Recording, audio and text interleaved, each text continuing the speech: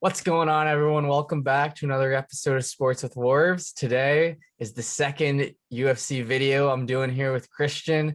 We got another card tonight. This one I wouldn't say has as many popular names, obviously, as the McGregor cards and that, but there's definitely some big fights here.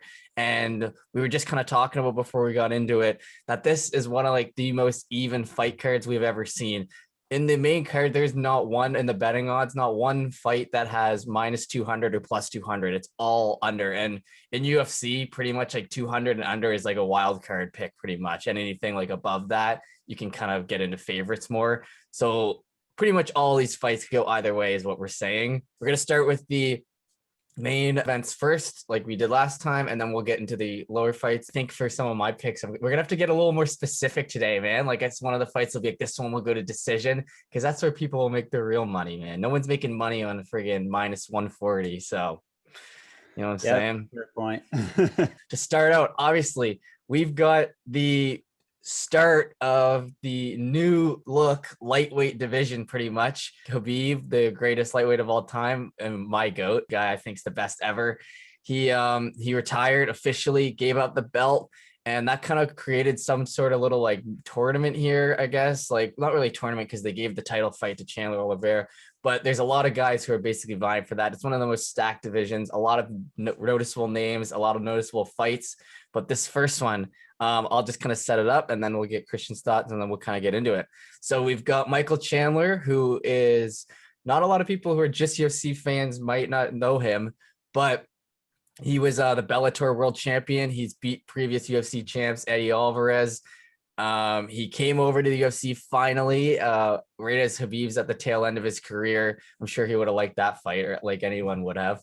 But so he's kind of coming in here. This is for the title. So this originally wasn't for the title. This was just going to be a kind of a setup match. But because of the official retirement, this is it. It's Michael Chandler versus Charles Oliveira. Chandler, like I said, has been a world-class champion in other promotions. He does have losses on his resume, though. Like he's not like a Khabib where he's like 30-0 or anything. But he's going against Charles Oliveira, who also has a couple losses on his resume. This is a guy who's built his career in the UFC. He's only gotten better since the start. And he's basically just an unreal submission guy, and he can strike now, and he's coming off a huge win, probably the biggest of his career against Ferguson, heading into this title fight. So what are your thoughts on this, Christian, just to start off? Yeah, I mean it's definitely an exciting fight. It is a true kind of interim title too, because you've also got Poirier and McGregor who are probably going to face the winner of this one for the title. So it is kind of interesting.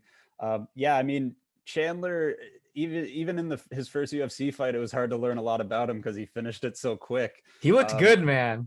I mean, he did. Yeah, he KO'd one of the hardest guys to knock out like in the division, and he pushed the pace that whole fight. That was his fight. He was extremely explosive. I think that's gonna work to his advantage. I know he's got a huge wrestling background, but like he doesn't really use it in a lot of his fights. I think that will come in handy against Oliveira because Oliveira's probably going to try to take him down and use his jiu-jitsu. That's where he has the clear-cut advantage. But yeah, I mean, it's very interesting. Oliveira is kind of tough because a lot of people don't, I think, give him the respect that he deserves because even though he's on a 7 or 8 fight win streak, if you take away the Tony win, which was incredible, the way he dominated him, he doesn't have much of a resume through those fights. It was a lot of like Clay Guida's in there. I forget a lot of the names, but most of the guys are guys who aren't really ranked very high. And I think that makes him so underestimated and underrated. I mean, he's got most submissions in UFC history, and he's very good at taking people down. So I think he's going to be a good challenge for Chandler. I personally think, I mean, I go back and forth on this one, like probably most of the fights on the card with the odds. I think Oliveira has more tools in his toolbox, more methods to win the fight, like submission and decision. But I just have this feeling that Chandler's going to do something spectacular and finish him. I think it'll probably be later in the rounds. I think Chandler's going to be a little tentative at the start. He did say he's preparing for a 5-round fight. He's known for having a gas tank. But I mean, so is Oliveira. So they're both good when it gets into deep waters. But I think he's going to try to, keep it on the feet, wear him down with his ability to keep the fight standing and finish him in one of the later rounds, like the 4th or 5th round. Yeah, I mean, you said it. Like these guys have skills that match up well with each other. Like Oliveira was always known as kind of as like you said, the submission guy who could take you down and unreal at jujitsu. But his last fight kind of showed us against Ferguson that his striking is elite level at this point. So that's not really anything to worry about. Chandler, like you said, wrestler by nature. Oh, but then we saw what he did in his first UFC fight, and we've seen what he's done to like guys like Eddie Alvarez and Bellator and stuff like that.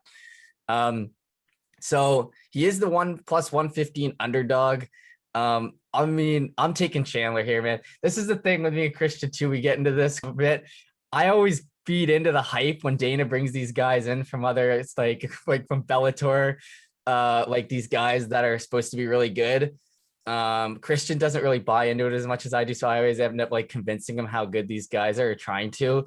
And Chandler is like a prime example of that. That's one of the guys we went back and forth on a couple times, and obviously like you said, his first fight was great.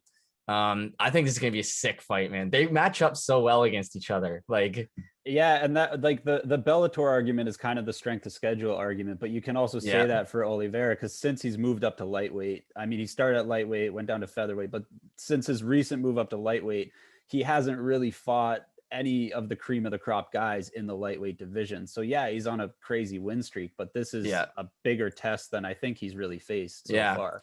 And some of the other people we'll get into on this card have faced like elite level talent and beat and like, you know, and have gone down to them and have found themselves in the spot. But speaking of people coming from other promotions, another guy we had this conversation about, obviously you were much more convinced, but Justin Gaethje, he came over from another promotion and he put on a sick fight against Tony Ferguson, which brings us into our next fight. Tony Ferguson versus Dariush in the co-main event. Obviously everyone knows Ferguson. You're a huge fan. He's coming off a couple tough losses to Gaethje and Oliveira. If he wins, though, he's right back in the title picture. Dana said it himself. This guy's a legend of the game. He went on a huge winning streak. He's beloved. He's got a crazy fighting style. He stands there and he'll fight on the feet if you want him to. He is the underdog coming in against Dariush. This is a more up and coming fighter. This would be definitely be his first big win on his resume. He's a violent guy. At one point last year, he was going to fight Oliveira and it didn't happen. So he's taking his time to get to the top here. But this is a guy I think a lot of people are excited to see go against Ferguson to kind of see. This will be like if Ferguson loses, like it'll be tough for him because it'll be 3 straight losses, and this guy does not have the name recognition the other 2 losses have. But if he wins, then like I said, he's right back in the title picture. A lot going on in this fight. What are your thoughts? Yeah, no, I mean, I totally agree. I think it is a kind of turning point for Ferguson in his career. And what I worry about is those last 2 losses. The loss to Gaethje was a great fight, but it was such a brutal war to come back from that and then just get dominated by Oliveira. I mean, he truly did get dominated in his last fight. And it was hard to watch as a huge fan of him, but I mean, that's just the facts. So you got to think about what kind of mindset a guy has after 2 losses like that back to back coming into a fight. It's got to be hard to come back from. And I mean, the guy he's facing, Dariush, has crazy power. That Drakkar close knockout was so nasty. I've watched it 30 times leading up to this fight. Yeah. He's on a 6-fight win streak. He's on a huge high. And I think, you know, Ferguson's very intense. He's very in your face. He's very creative. And Dariush is quite patient and he likes to look for counters. So I think it's a good kind of matchup of those 2 styles. I think it will end up being a war. To be honest, I'm probably going to surprise you. I'm actually going to take Dariush in this one. I mean, Wow. I know. I mean, look, Ferguson's 37 years old, coming off 2 losses. He could be at the tail end of his career. I don't know who's going to show up in this fight, and I'm not confident that it's going to be a classic Ferguson just based on where his mindset's at. I hope I'm wrong. I really do, but I fear that he may be on the tail end of his career. Dude, MMA is a mean sport, man. You got like lifelong like fans of this like, just turning your back as soon Hey, as I'm the not going turning gets my tough. back. I'm still a fan. I just, like I said, it's hard to bet. If I'm talking betting, I'm betting Yeah, on Dariush. I mean, I'm gonna root for Ferguson to win, but yeah, I mean, I can't put my money on him. Is all I'm saying. yeah. Well, uh, I like that underdog parlay to start off. So I'm gonna take Ferguson here. I've seen a lot more out of him, obviously, and this, like you said, it's a big fight. There might be a different motivating factors. It doesn't really seem like the type of guy who needs motivation to fight. We all kind of know what crazy is, but we'll see. All right, moving down. So those are the two 5 rounds, right? Is the Ferguson fight will be 5 rounds, right? Is the co-main? I'm not sure because sometimes they'll do fight night main events where they're only 3 rounds. So Hmm. I really don't know. I have a feeling it'll be a 3 rounder, but I don't know. I don't Okay. know how they. I've never looked into how they make the decision on what's a Yeah. five and I what's a think it's three. basically whatever Dana's thinking that week, but Probably. all right. So the next fight we're getting into is Vivian Araujo, the underdog, plus 115, versus Caitlin Chookagian. I don't know how well I said that name, but I gave it my best go. Minus 140 favorite. So Chookagian, 15-4, but this is someone who's fought the cream of the crop, like I mentioned. Losses to Jessica Andrade, Valentina Shevchenko. There's no obviously shame in that. And then she's a former number one. She's got a win against Calvillo in a return bout. So she's coming off a win, all-star Brazilian jiu-jitsu training. I'm expecting this fight to go the distance just because the person she's going against, 10-2 pro record since 2015, Araujo, won 7 of the last 8 fights, which is obviously great. Ranked the number 8th lightweight, 4 subs, 3 knockouts in 4 first-round finishes in those fights. But it kind of just has the makings of a fight that will go that long. They both are good strikers and stuff, but the jiu-jitsu background, as well as not really finishing a lot of her fights, and the fact that these two might not have the power to just knock out in the first round, I think it could probably go the distance. What are your thoughts? Yeah, no, I mean, I agree. Chookagian's a very efficient kickboxer, but I don't think she even has a knockout in the UFC. Yeah. If she does, I don't remember it, but I don't even think she does. And her style is kind of to stay outside and use her length to kind of pick people apart. She tries to kind of stay out of wars and make it a nice clean fight. And the girl she's fighting is a lot smaller, so it's going to be a very different type of fight. I think Arugio, or how I think that's how you say it. I don't know. Araujo. I think she's probably going to try to take her down. She is pretty explosive. In her last fight, she looked really quick. She does have good stand up, but I think her goal is to get a takedown, which Chookagian's got great takedown defense. So it's not going to be an easy task taking someone down that's that long and that good at takedown defense. Mm-hmm. So it could end up being a striking match for the most part. But I mean, I'm going to take Araujo. She looked super quick in her last fight, super explosive. So I think that'll keep Chookagian from being able to use that range and make it a bit of a dirtier fight. And I think obviously if it goes to the ground, she'll have a heavy advantage. But probably, like you said, going to be a decision at the end of Yeah. the day. Yeah. The knockup power is not really there for either of them. So if you're looking to bet on this fight, say go the distance, that's probably going to be your best value, especially with these like low odds we got here because it's such a toss up. So getting to the next fight, this is a bigger one, man. This is a bigger name, Shane Burgos versus Edson Barboza, plus 115 underdog for Barboza. But this guy, like Chookagian, has fought the best of the best. I mean, and this is nothing to scuff your nose at. Khabib, Gaethje, Ferguson, Felder, and a win versus Hooker. Obviously, he's been around a while. If you've been watching UFC, you probably recognize the name. He's at the tail end of his career, but he's looking for his first win of 2021. He's a great striker. He's going against the 11th best featherweight fighter, Burgos. 6-1 in UFC, obviously good at record. Big punches as well as submission ability. 5 finishes. Had a canceled fight against the Canadian Dawoodu, minus 140 favorite going into this fight. Yeah, I am probably the most excited for this fight, which is weird to say because it's like one of the first or second fights on the card. But I mean, I'm a massive fan of Hurricane Shane. He's every fight, whether he wins or loses, is always entertaining to watch. He's really good striker. He loves getting into wars. He's aggressive. He likes to push forward and kind of walk his opponents down. And he's got a chin of steel. Like some of the punches he's taken in his fights and just kept moving forward were ridiculous. Whereas Barboza, on the other hand, is, everyone knows him. He's kind of the king of kicks. He's got like the heaviest kicks in the division, which I think is going to be a problem for Shane. If he has one kryptonite, I think he sometimes focuses a little too much on his boxing and doesn't really protect his legs or his body as much. And he often eats a lot of heavy leg kicks, and you can't eat leg kicks from Barboza. He's just way too powerful. I think he's got like a kick knockout on like the body, the head, and the legs or something crazy like that. Yeah, I mean, that's what he's known for. That's his bread and butter. So Yeah. I think that's going to be a problem for Shane if he doesn't address that going into that fight. On the other hand, Barboza's kryptonite is he'll sometimes expend too much energy early and get tired later in the fight, where with a guy like Shane with such a steel chin, like I said, that's going to work to him if the fight goes later. I mean, I'm leaning Barboza by KO or TKO, only because, like I said, I think he's going to eat him apart with the leg kicks early and end up finding a way to finish it with some sort of kicking knockout. Cool. Yeah. Do you think this is kind of the type of fight where they like feed like a grizzled vet to someone who's up and coming? Like, you obviously are a fan of him, so you see him potentially like from this point on facing bigger names if he gets the W, right? Like, this is what they're trying to do here, set that up.